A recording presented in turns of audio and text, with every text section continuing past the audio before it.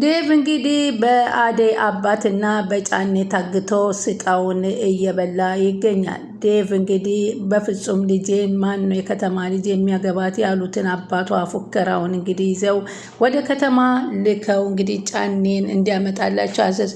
የት ከርመህ ነው እያለ ጓደኛው ሲጠይቀው እንግዲህ የት ከርሜ እመጣለሁ ይላል ጫኔ። ምንም ለመደበቅ እንዳትሞክር ንገረኝ፣ ከተማ ውስጥ ምን እያረክ ነበር ቢለው በሬውን እያሰርኩ ነው። የማንን በሬ ነው የምታስረው? የማላውቀው በሬ አለው ማለት ነው።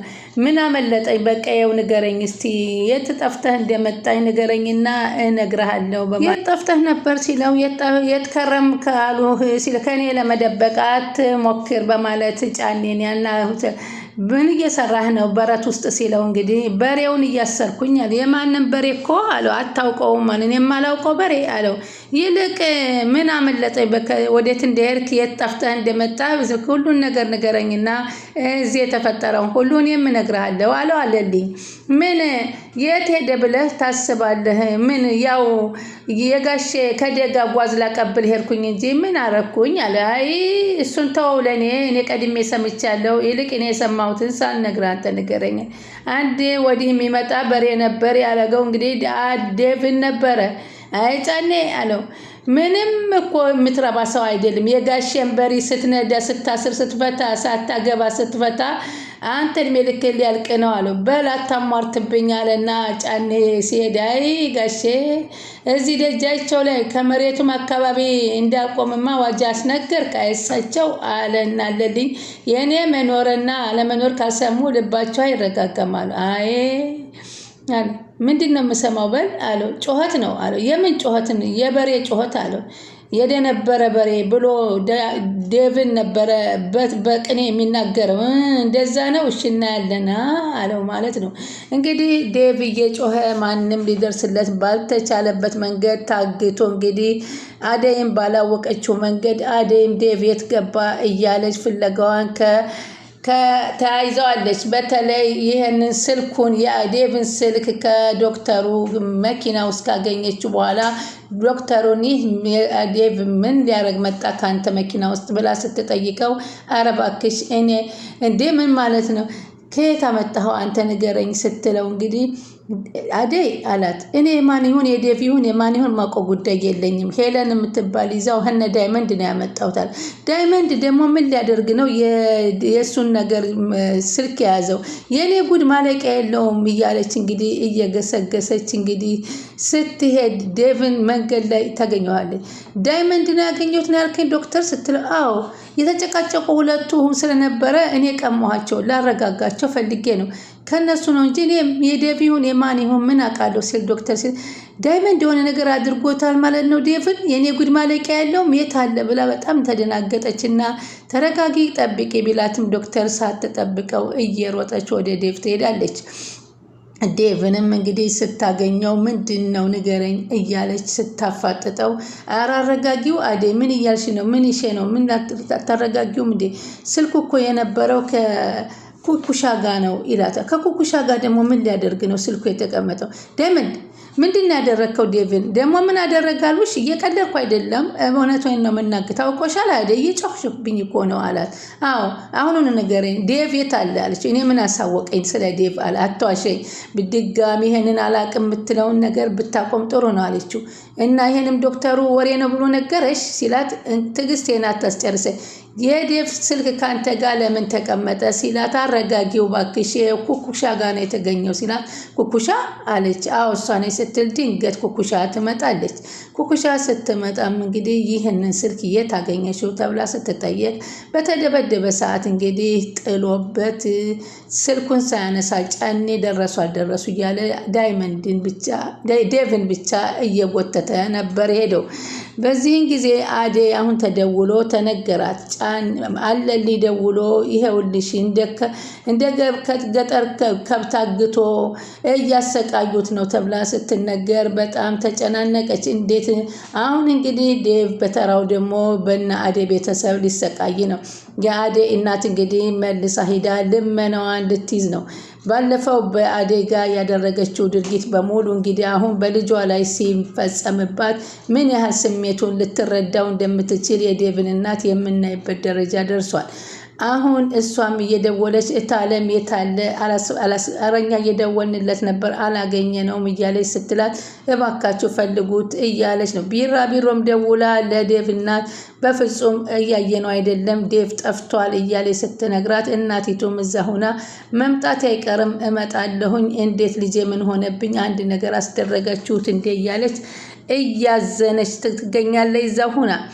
በዚህን ጊዜ እንግዲህ አሁን እትዬም አይዞሽ አደይ ሁሉን ነገር አታስቢ፣ ቀስ ብሎ ነገር ይደርሳል፣ አሁን ስልክ አላነሳልን አለ እንጂ በማለት እንግዲህ ሊያስታርቋት ጠርተዋት ከቤታቸው ዴቭ ስልክ ባለማንሳቱ ጭንቀት ላይ ሆና ነበር። ሰላም ውድ ቻናሌ ተከታታዮች ሰላማችሁ በያላችሁበት ይብዛል። ቻናሌ አዲስ የሆናችሁ ሰብስክራይብ ያደረጋችሁ አበረታቱን። አደይ ቀጣይ ፓርት ይዘንላችሁ መጥተናል። እንግዲህ የአደይ አባት ዴቭን ከከተማ አስገብቶ ጫኔ እየጎተተ እንዲወስደው አድርገው እንደ ከብት በጉሮኖ አስረው እንግዲህ በከብት ማከማቻ ላይ እያሰቃዩት ይገኛሉ። ይህንን እንግዲህ አደይን ጠርተው ፍቅር እናት ሊያስታርቁ ሲሉ በቃ ይቅርታ አድርጊልኝ አስለፋውሽ አደይ ብለው ሲሏት ችግር የለም እሱ ደህና ይሁን እንጂ ምንም አይደል፣ ለምን እንደው ባላቅም ውስጤ እየተረበሸ ነው፣ ምን ሆኖ ይሆን አለች። ምን ይሻለኛል፣ ማንን ልጠይቅ፣ የቤል እንኳ ስልክ የለኝም፣ እንግዲህ ማን ነው የሚጠየቀው እያሉ እየተጨናነቁ ነበር እነሱ ቁጭ ብለው። አደይም እንግዲህ በቃ እሱ ደህና ይሁን እንጂ የኛ ነገር ይደርሳል በማለት ትናገራለች።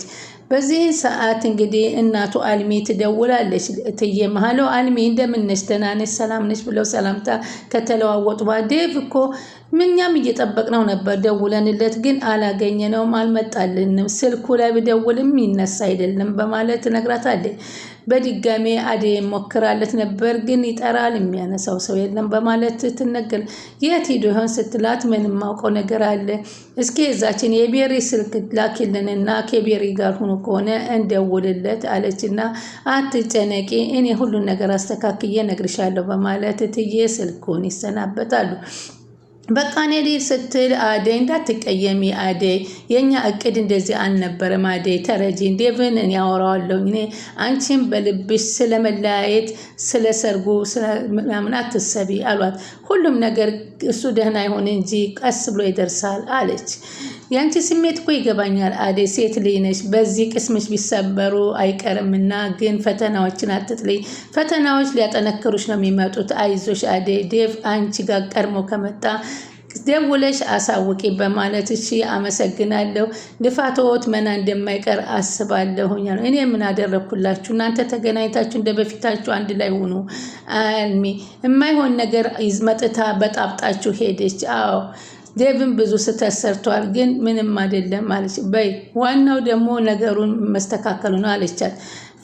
አደይ በልቻው ብላ ተሰናብታ ስትል ፍቅር ደግሞ ምንድን ነው እማዬ አንቺ እኔማ ዴቭና አደይ ላስታርቅ ነበረ ስትል ለምንድን ነው የመጣችው? ላስማማቸው ነው አለቻት።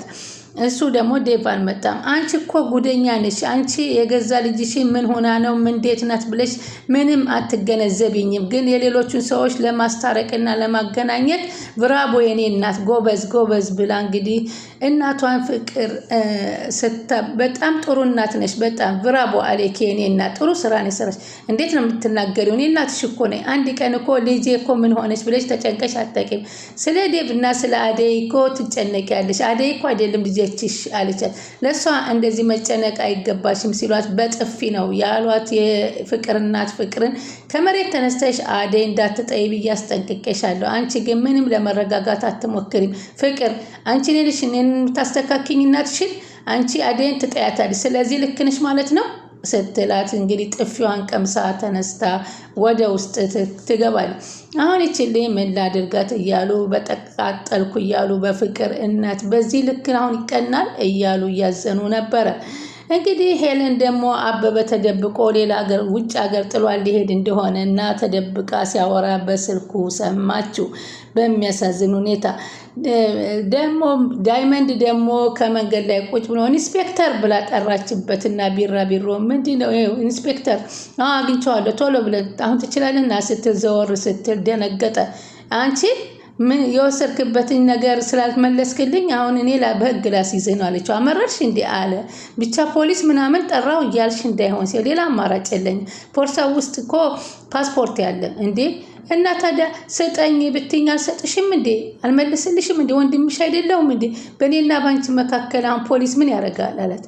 አሁን እውነት ትመልስልኛለህ አለችው። አዎ ይሄ ሰውዬው እየደወለ ነው፣ ቶሎ ነኝ ግጥም አድርጌ መልስልሻለሁ። ቆይ ለዚች የምታክል ፖሊስ ምን አገባው አለ። ከዚህ በኋላ ተመለሱ፣ የእናንተ እርዳታ አያስፈልገኝም ስትይ መልሻቸው አላትና እኔ እኮ ያም ሆነ ለፓስፖርቱ ነው ሲላት ፓስፖርቱንም እሰጥሻለሁኝ ያ ፖርሳውን አይደለም እኔ አንቺ አሁን እንደዚህ አይነት ፖርሳ 10 አገዢ ማለት ፓስፖርቴን ከመለስክልኝ በቂ ነው። ታዲያ እንደዚህ ተነጋግረን መፍትሄ ማምጣት ስንችል ጂንኪ ጃንካ የምትይው ምንድን ነው? በይደዊና እንዳይመጡ ከተስማማ እሺ ብላ እንግዲህ የወሰድላትን ሊመልስላት ፖሊስ እንደሚፈራ የታወቀ ስለሆነ ነይ የወሰድኩብሽን እመልስልሻለሁ ሲል ቢራቢሮን ይጠራታል። እንግዲህ እሱ ደግሞ ዶክተር ደግሞ ይቅርታ ሊጠይቃት እንግዲህ ከሩታ ቤት ሲመጣ ጥሩልና ትጠሩልን ሲባባሉ እንግዲህ ዶክተር ስራ አለብኝ ብሎ ጥሎ ሲሄዳት ምንድን ነው የተጠራሁበት ብላ ስትጠይቅ ዶክተር እዚህ ድረስ መጥቶ ነበር ከማን ጋር ሲሏት ከዳይመንድ እኮ ለእኔ የማይውልልኝ ውለታ የለም በማለት ሩታ በጣም ተደሰተች። ሆኖም ግን ዶክተር በፍጹም አንቺ ምንም ላደርግ ስለማልችል ይቅርታ አድርጊልኝ፣ ይቅርታ ጠይቃት ስላለኝ ይቅርታ ልጠይቅሽ እንጂ አንቺና እኔ የሚያገናኘን ግንኙነት የለም በማለት ሲነግራት ቢሆንም አሁን እንደዚህ ብሎ ከመጣ ቀስ በቀስ ደግሞ አደይ ዴቭን የምታገባልኝ ከሆነ ሌላ እድል ይኖረኛ ስትል ፍቅር እየተናደደች እንግዲህ አትምጡብኝ፣ ውጡልኝ ከዚህ ቤት ከዚህ ክፍል እያለች ስትል ነበር። በዚህም የተነሳ ነገራቸው የሰለቻት እንግዲህ በቃኝ ከዚህ ቤት አልሰራም፣ ልሂድ ወደ ሀገሬ፣ ሌላ ቤት ቀይሬ ሌላ ቤት ልስራ፣ የፍቅርንና የሩታን ጭቅጭቅ አልቻልኩትም ብላ እንግዲህ አሾዬ ቀብራሪ የሚየው ጥላው እንግዲህ ፖርሳዋን አንግባ ስራ በዛብኝ ነው የምትይው ሩማኔ አሏታ። በቃ እና ሄለን መታ ካገዘች ትገዘች ስትል አጋዥማ ለዚች ስራ አላመጣም በማለት እንግዲህ እሷ ተሰናብታ ከዛ ቤት ፖርሳዋን ይዛ ወጥታለች። ለአሺው ቀብራራም ሲመጣ ሮማን መውጣቷን ንገሩት በማለት መልእክት ስትል ብታባብላትም በፍጹም አልመለስም ሌላ ቤት አያለሁ በማለት እንግዲህ ሄዳለች። ኪንጎ ደግሞ ከቤቲ የምትባለው ጋራ ድንገት ተገናኝተው ሲደርሱ እባክሽ ዘርበይ አትምጭብኝ፣ እኔ አንቺ ጋር መሆን አልችልም፣ አንቺ ጋር ከሆንኩኝ አሁን ጭኖ እኔ ከደረሰችብህ ነግሬሃለሁ ብትላትም አልሄድም ስትል ቅፍ ስታደርገው ከኋላ ደረሰችባቸውና እንግዲህ ጉዳቸው ፈላ።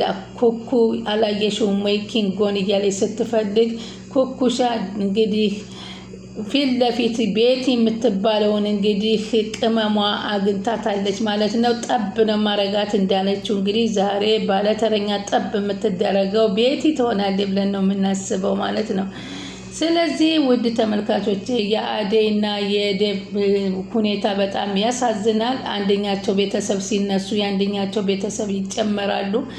እንግዲህ ፍቅር እና እሷ ደግሞ ስልኩ አይሰራም ዴቭን አይተሻለ ብላ ፍቅር ደግሞ ቢሮ ስትጠይቃት ብሽቅ ለነገሩን ጥፋተኛ ነኝ አንቺን መጠየቄ ግን አንዳንዴ ዴቭ ግን የምትወስናቸው ውሳኔዎች በጣም ያናዳሉ እያለች ቢራም እንግዲህ በተራዋ ስልክ ብትቀጠቅጥም ቢያላት ለእናቲቱም ደውላ እማዬ በፍጹም እሱ እያነሳልኝ አይደለም ስልኩም አይነሳም በማለት በጣም ተናድጃለሁ ብላ ቢራ ለእናቲቱ ተናገረች።